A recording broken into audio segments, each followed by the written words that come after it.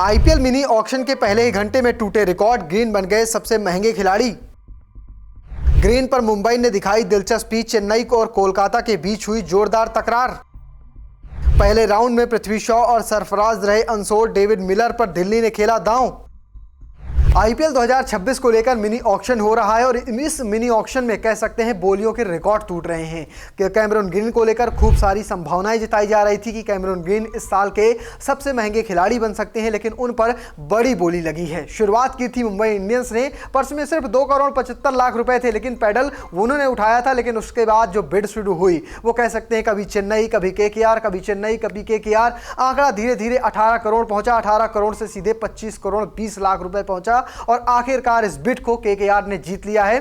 Chennai super king काफी जोर लगाया, काफी मशक्कत की, लेकिन उन्होंने कह सकते हैं कि केकेआर को नहीं पीछे कर पाए। लेकिन इस ऑक्शन में पृथ्वी शॉ अनसोल्ड रहे, सरफराज खान अनसोल्ड रहे, डेविड कॉनवे तक अनसोल्ड रहे, सचिन रविंद्र को कोई खरीदार नहीं मिला, लेकिन डेविड मिलर को मात्र 2 करोड़ रुपए में कह सकते हैं दिल्ली कैपिटल्स ने अपने साथ जोड़ लिया है। वहीं वेंकटेश अय्यर जो पिछली बार केकेआर टीम का हिस्सा थे, 23 करोड़ 75 लाख रुपए उन्हें मिले थे, इस बार वो आरसीबी के लिए खेलेंगे। तो कह सकते हैं कि टीमों ने अपनी अपनी रणनीतियां खोल दी हैं। फिलहाल आने वाले समय में कहीं अनकैप जो प्लेयर हैं उन पर भी खासी बोली लग सकती है। चलिए आपको इस वीडियो में पहले जो 3 बिड हुए या कहें पहले जो 3 सेट हुए उनमें किस टीम ने कौन सा खिलाड़ी खरीदा, चलिए आपको विस्तार से दिखा देता हूं। बिड की शुरुआत होती जैक फ्रेजर मैकग्रा से, जो दिल्ली के पिछले साल के खिलाड़ी थे। 10 करोड़ रुपए में उन्हें साथ रिटेन किया था, लेकिन इस बार 2 करोड़ रुपए में उन्हें खरीदार नहीं मिला। इसके बाद इस मैदान पर कहें इसमें उतरे थे David Conway, Chennai super king के धाकड़ ओपनिंग बल्लेबाज, उन्हें भी कोई खरीदार नहीं मिला। फिर बारी आती है कैमरून ग्रीन की। ग्रीन को लेकर कह सकते हैं मुंबई ने पैडल तो उठाया था, लेकिन लड़ाई असली जो हुई वो चेन्नई सुपर किंग और साथ साथ केकेआर के बीच हुई। दोनों के बीच तगड़ी बोली चलती रही, हर बार 20 करोड़ का पैडल उठता रहा, लेकिन आखिरकार 25 करोड़ 20 लाख रुपए में केकेआर ने ग्रीन को अपने साथ जोड़ लिया है। आपको बता दें कि वो बतौर ओवरसीज सबसे महंगे खिलाड़ी बन गए हैं और इसके अलावा उन्हें इस ऑक्शन में सिर्फ 18 करोड़ रुपए मिलेंगे। बीसीसीआई का एक नियम है कि पिछले साल बनाया था कि जो भी खिलाड़ी 18 करोड़ या ओवरसीज खिलाड़ी 18 करोड़ के ऊपर की बोली क्रॉस करेगा, उससे जो बाकी फंड होगा वो बीसीसीआई कहें प्लेयर्स वेलफेयर जो अकाउंट है उस पर डाल दिया जाएगा। इस वजह से सिर्फ और सिर्फ 18 करोड़ रुपए ही कैमरून ग्रीन को मिलेंगे, बाकी पैसे वेलफेयर में चले जाएंगे। वहीं इस पहले सेट में पृथ्वी शॉ अनसोल्ड जाते हैं, साथ में सरफराज खान को कोई खरीदार नहीं मिलता है, जो कह सकते हैं इन दोनों खिलाड़ियों के लिए एक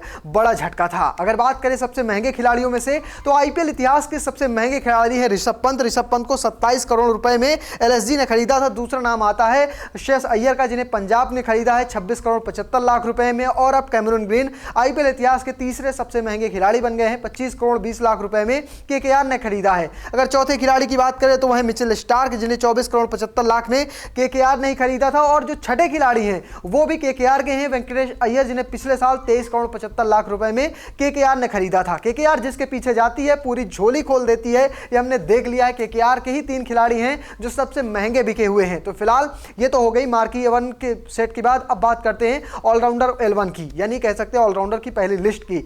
इसमें पहला नाम आता है गॉस एकिंसन का, जो अनसोल्ड जाते हैं। इसके बाद लियाम का नाम आता है, लियाम भी अनसोल्ड जाते हैं। आरसीबी को पिछली बार टाइटल जिताने में अहम भूमिका निभाई थी शुरुआती मैचों में, लेकिन इसके बाद इस ऑक्शन में ये अनसोल्ड जाते हैं। सचिन रविंद्र जो कई साल से सीएसके टीम का हिस्सा थे, उनकी रणनीतियों का हिस्सा थे, लेकिन इस बार वो अनसोल्ड जाते हैं, उन्हें कोई खरीदार नहीं मिलता है। पहले 3 नाम अनसोल्ड होने के बाद फिर मैदान में आते हैं हसरंगा को 2 करोड़ रुपए का बेस प्राइस होता है और एलएसजी उन पर दांव लगाती है। जैसे ही पैडल उठता है हसरंगा कह सकते हैं पूरी तरह से एलएसजी के हो जाते हैं। फिर बारी आती है वेंकटेश अय्यर की। सबको लगा था ये शायद ये खिलाड़ी सस्ती में चला जाएगा। शुरुआत की थी कह सकते हैं राजस्थान रॉयल्स ने, थोड़ा खा दम का मुनो लगा रहे थे, लेकिन शुरुआत के जो पहले पैडल उठ रहे थे उसमें कहीं भी केकेआर फाइट में नहीं थी। लेकिन जैसे ही पैडल थोड़ा आगे बढ़ता है, खेमा आगे बढ़ता है, आरसीबी की एंट्री होती है। जब आरसीबी 2 करोड़ 80 लाख रुपए में वेंकटेश अय्यर को अपने साथ जोड़ने वाली थी, तभी केकेआर की एंट्री हो जाती है और फिर इन दोनों के बीच बिड वार होती है, जो बिड वार 7 करोड़ रुपए तक पहुंच जाती है। दोनों के बीच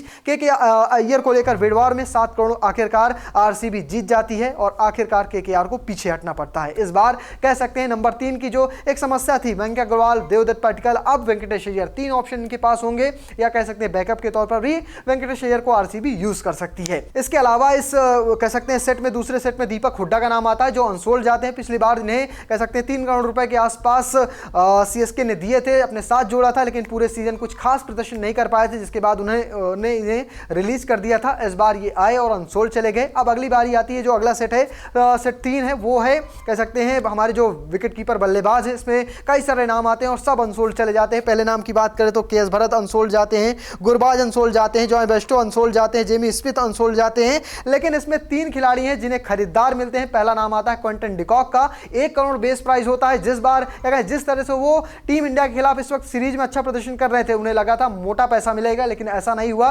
पैडल उठाती मुंबई इंडियंस, 1 करोड़ की बेस प्राइस होता है कि मुंबई के लिए वो पहले खेल चुके हैं। चैंपियन जब मुंबई बनी थी उस टीम का हिस्सा रहे थे और कह सकते हैं 1 करोड़ रुपए में, मात्र 1 करोड़ रुपए में मुंबई इंडियंस क्विंटन डिकॉक अपने साथ जोड़ लेती है। और इसी के साथ उन्हें उनकी जो समस्या थी रियान रिकर्टन का बैकअप वो मिल चुका है। अब रियान जाएं या फिर कह सकते हैं डिकॉक जाएं, जो भी जाना है चला जाए, एक तो कहीं ना कहीं मौजूद ही रहेगा। तो कह सकते हैं ये एक अच्छे साइन है मुंबई इंडियंस के लिए। उसके अलावा बेन डकेट को 2 करोड़ रुपए में दिल्ली खरीद लेती, जबकि फिन एलेन जो न्यूजीलैंड के खिलाड़ी हैं उन्हें मात्र 2 करोड़ रुपए में केकेआर खरीद लेती है। तो फिलहाल ये थे 3 सेट और इसमें जो बड़े हाईलाइट्स हैं वो यही है कि कैमरन ग्रीन को केकेआर ने 25 करोड़ 20 लाख रुपए में खरीदा है। इसके अलावा अगर दूसरी हाईएस्ट बोली की बात करें तो 7 करोड़ रुपए में आरसीबी ने वेंकटेश अय्यर को खरीदा है। और इसके अलावा 2 करोड़ रुपए में डेविड मिलर को दिल्ली कैपिटल्स ने खरीदा है। 2 ही करोड़ में बेन डकेट को भी दिल्ली कैपिटल्स ने खरीदा है। इसके अलावा फिन एलेन को इस बार खरीदा है केकेआर ने मात्र 2 करोड़ रुपए में। वहीं क्विंटन डिकॉक की कीमत सिर्फ 1 करोड़ रुपए लगी और मुंबई इंडियंस के वो इस साल हो चुके हैं। फिलहाल आप कैसे देखते हैं, क्या लगता है कोई इस साल ग्रीन का रिकॉर्ड तोड़ पाएगा या नहीं? कमेंट बॉक्स में लिखिएगा और पेज को फॉलो करना बिल्कुल भूलिएगा।